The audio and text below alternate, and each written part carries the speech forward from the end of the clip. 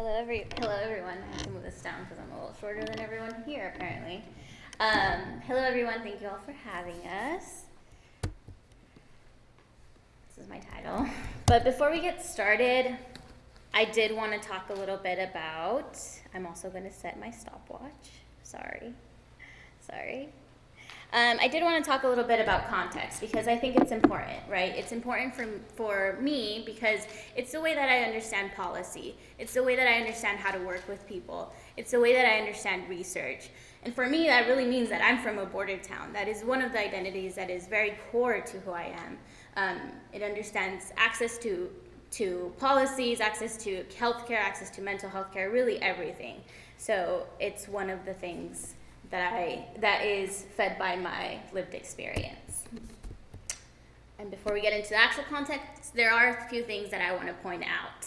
I want to acknowledge that the system of politics isn't easy to access or navigate or understand, and it's further complicated for folks who are from marginalized identities, based on immigration status, socioeconomic status, and historical trauma that has been perpetrated by the US government and has continued to be perpetrated still today.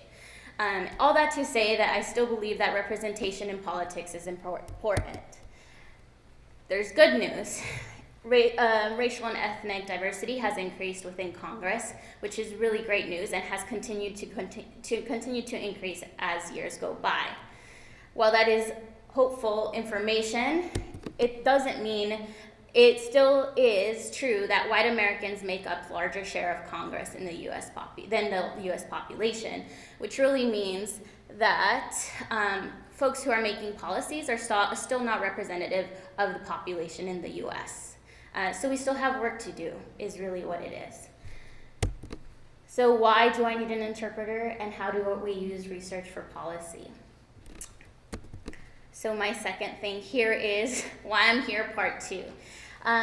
We need an interpreter because policymakers make, propose, and amend policies.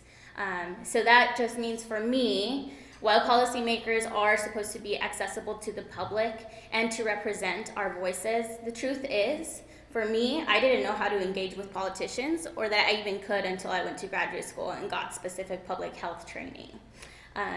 And for me, in the context of thinking about who represents me, it really means that I wanted to understand how many folks in Congress and policymakers are from border towns, who grew up on border towns and understood my context.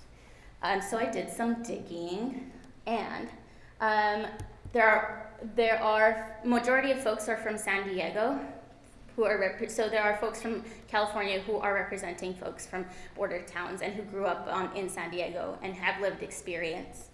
There are none from Arizona who are current policymakers who grew up on the border. There are none in New Mexico either. The remaining are from Texas, places like El Paso, Laredo, and McAllen. All this to say that with over 400 policymakers in US Congress, there are only 8 folks who have lived experience from the border, who are from hometowns from the border. So, what's my real point of this presentation?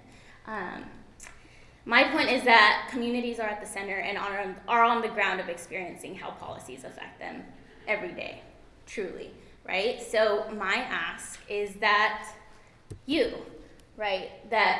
all of us in this room, have different lived experiences, and being on the ground and experiencing how policies directly affect our everyday life. And I want you as a community members to know that folks are accessible, politicians and policymakers are accessible to us. And at this point, you might be asking yourself, wow, Natalie, that's great advice. I wish I would have thought about that, right? Well, again, the reality is as community members and folks, we don't speak the same language. This is going back to what Dr. Felix was talking about earlier, so this is why we need interpreters, right? We don't speak the same language as politicians and policymakers, no matter what our education level is. I have been fortunate enough to have specific training on public health and public training, even if I'm a psychologist eventually one day. But there are a few tips and tricks that I have learned along the way. One of those being the window of opportunity. This just really means that a lot of things have to work together for us to be able to propose something, for our stories to really be at the center of policy and creating of policies, right? So at this point, you might be asking yourself, when, right? When do we engage with policymakers? For me, that was really confusing. I didn't know when, I didn't know how, I didn't know a lot of these things. But one of the best tips that I've heard that I hope that you all take is policymakers will benefit the most at the beginning of their career from people like us, because they don't have funding and they don't have as much staff as folks who have already been in their career for a long time, right? So they need free people to do research for them, and that's when we can come in, right? Another one is how do we capitalize on this window of opportunity? There are, Dr. Felix also mentioned this as well, but things like one-pagers, right? Policy memos, policy briefs, basically how we communicate our research to policymakers. And the last one is what? And this, I just encourage folks to take a look at what people already care about. We can often tell that by what committees they're involved in. And at the end of this presentation, I have a link that can take you. So a lot of folks have been mentioning committees. Folks are on, policymakers are on committees, and that's often how we can tell where folks are putting their attention, right? So my request to you is hold your policymakers accountable, right? They're supposed to represent us. And going again back to Dr. Felix's presentation, tell your story.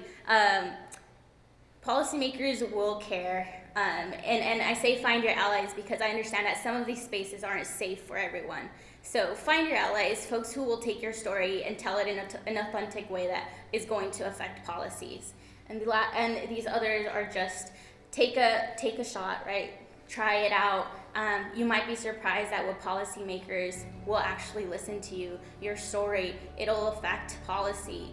And lastly, take care of yourself because policy is a long, long game. As for the researchers in this room, we're used to it, so. And lastly, here's just some resources. This is a basic outline for policy memos. I'm happy to share this stuff. The point is that I want every single person in this room to believe that it's accessible. Thank you.